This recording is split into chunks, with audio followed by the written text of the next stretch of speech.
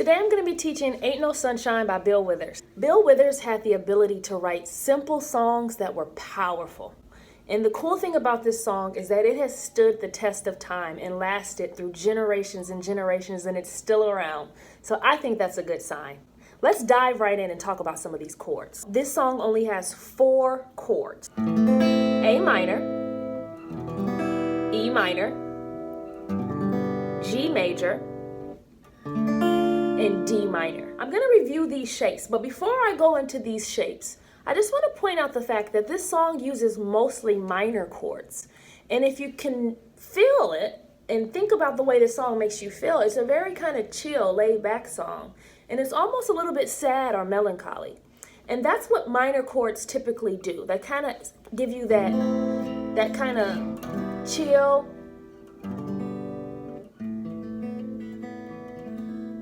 okay, that kind of sad feeling. And it makes sense because the lyrics are, ain't no sunshine when she's gone. So somebody left and went somewhere, and he was sad about that. It's something to keep in mind as you're learning these chords and figuring out how they all work together, why someone may choose to use minor chords versus major chords. So let's get started. First of all, we have A minor, E minor, and then back to A minor, okay?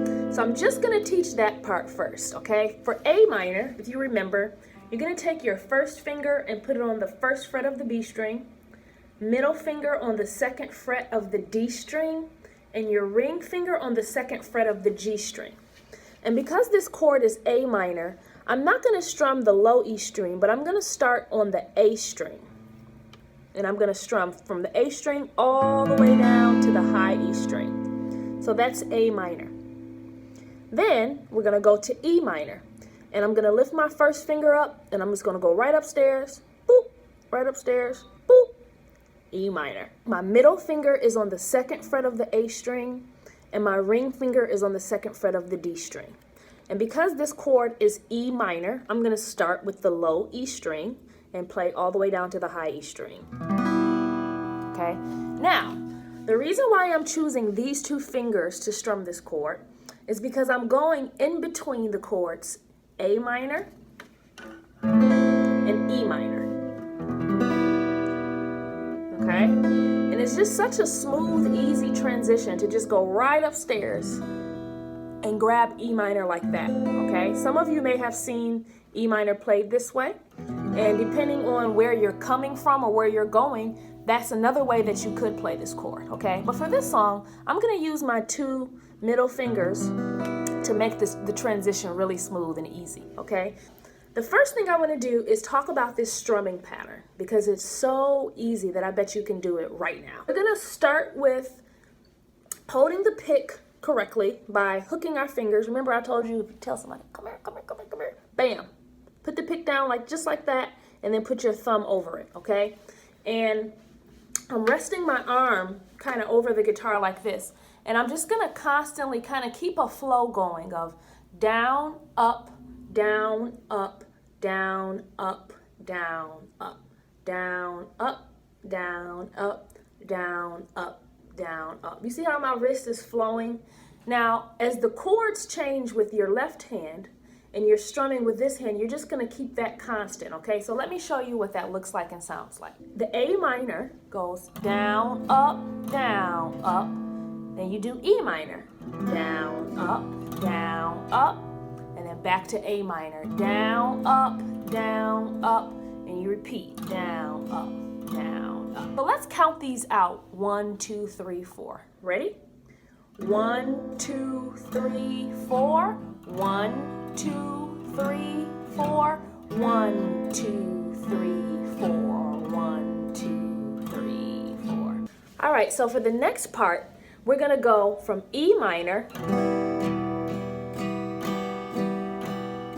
to D minor. And then back to A minor. E minor, A minor. Okay, so let me break that down for you. When you're at E minor, again, I'm using my middle 2 fingers to play this chord because when I go down to the D minor shape, it's just a very easy transition to go boop, boop, boop, boop. And I already kind of taught this E minor shape, but I want to teach the D minor shape, okay? So I have my first finger on the first fret of the high E string, my middle finger on the second fret of the G string, and my ring finger on the third fret of the B string. And if you think about this chord, it's called D minor. So I'm not going to start with the low E string or the A string. I'm going to start with the D string, the open D string. And I'm going to start strumming from the open D string all the way down to the high E string, okay? And even when you strum with your right hand, okay, you're not going to strum the low E string and the A string, because if you do, it's not going to sound right. You're going to hit these notes that are not supposed to be a part of the chord, not those low tones, okay? So when you're strumming, focus on only hitting the G, the D, G, B, and E strings, the top 4 strings, okay? And that might take a little bit of practice, but you just kind of start your pick at the D string, and then when you come up, don't come all the way up, kind of stop at the D string, okay? So that's with the strumming pattern. And again, you're going to do the same strumming pattern as before. Down, up, down, up, down, up, down, up. And I'm going to switch chords. Down, up, down, up, down, up, down, up. Okay? So let's do that again together. We've got E minor. Down, up, down, up, down, up, down, up. D minor. Down, up, down, up, down, up, down, up. And then back to A minor. Down, up, E minor, down, up, and then back to A minor. Down, up, down, up, down, up, down, up. Okay? So let's put that all together. 1, 2, 3, 4. Down, up, down, up.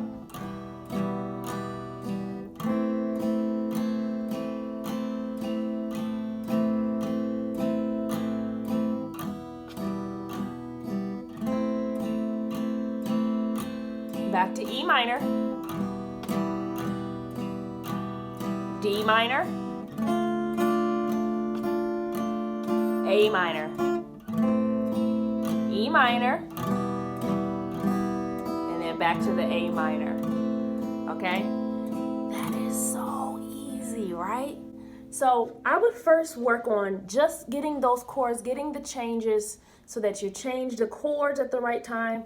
Your right hand is playing the down, up strumming pattern, and your left hand is playing the correct chord. So now that you have that simple strumming pattern down pat, let's add just a little bit of salt and pepper on top, okay? We're gonna add the bass note in between, and that's really gonna connect these chords and make it sound really cool. So I'm gonna play through it first a few times, and then I'm gonna teach it to you. 1, 2, 3, 4.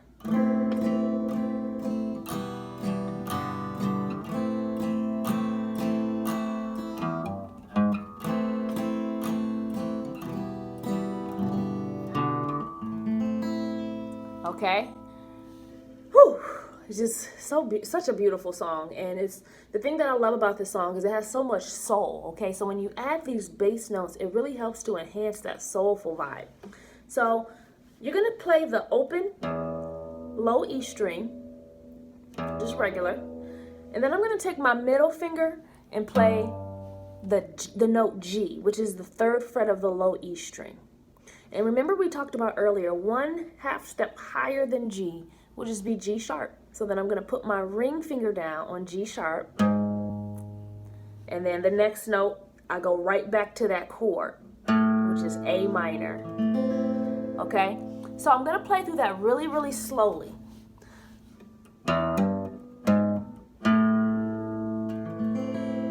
Okay, I would just practice that over and over.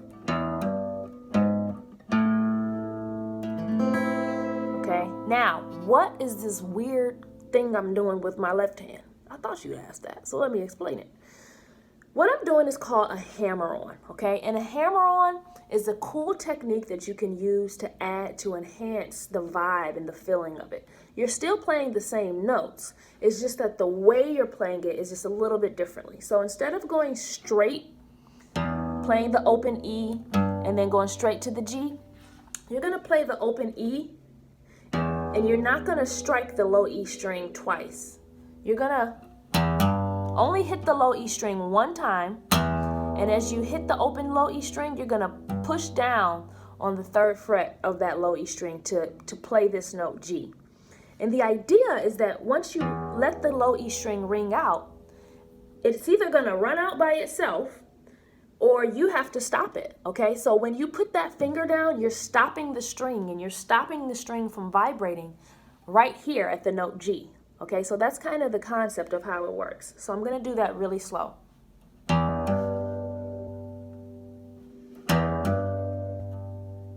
And it may take a couple times for you to kind of practice and really get a hang of it, but I think it'd be worth the time because this is a technique you can use all across the neck in many different songs and many different styles. And this is a great place to learn it and to practice it.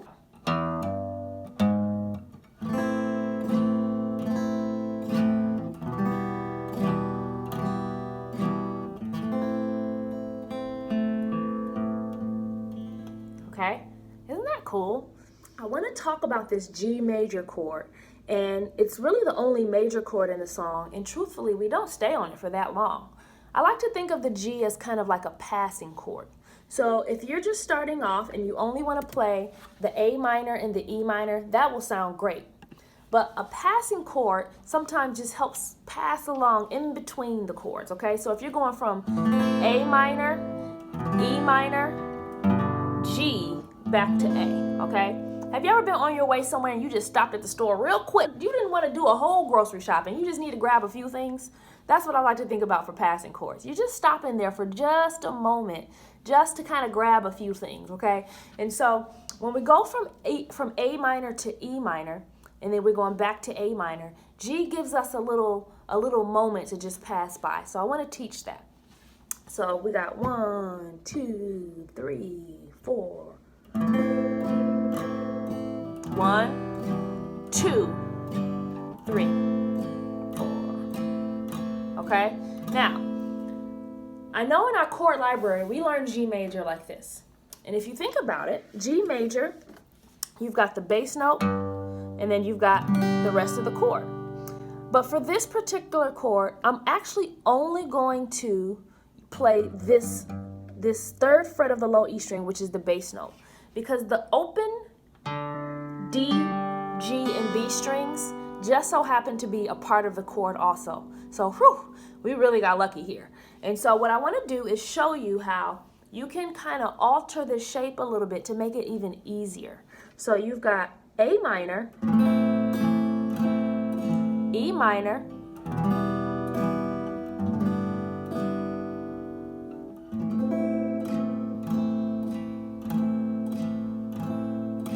when I'm at E minor, I'm just kind of reaching up, and you can even leave your middle finger here, and you can reach up and just grab the note G with your ring finger, the 3rd fret of the low E string. And I'm going down, up, just like before, okay? So again, I'm playing it this way so that it's an easy transition between A minor, E minor, and G. A minor, E minor, G. See how that works? Okay, so check it out. Ain't no sunshine when she's gone.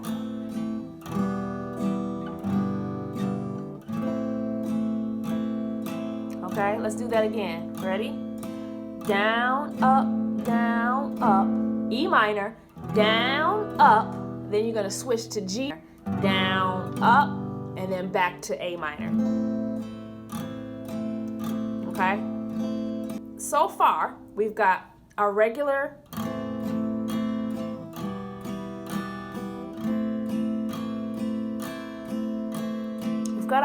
main part, but we've got 2 things we can do to enhance that, and that's adding the bass lines, the bass note walking up in between, and then our G that we're just stopping by real quick. So now that First of all, this is everybody's favorite part, okay? Let's just talk about that. But what are you supposed to do on this part? Absolutely nothing, okay? And I want to talk about the concept of laying out or sitting out, okay? Sometimes there are parts in songs where the guitar isn't playing at all. And what I like to do on that part is just kind of hold my strings just like this, just so that they don't ring out, okay? Because if you were just kind of strumming,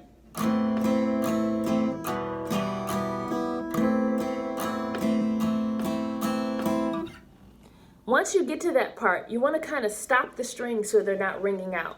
And I can also hear on the record that he's kind of beating on his drum and kind of playing a cool little beat.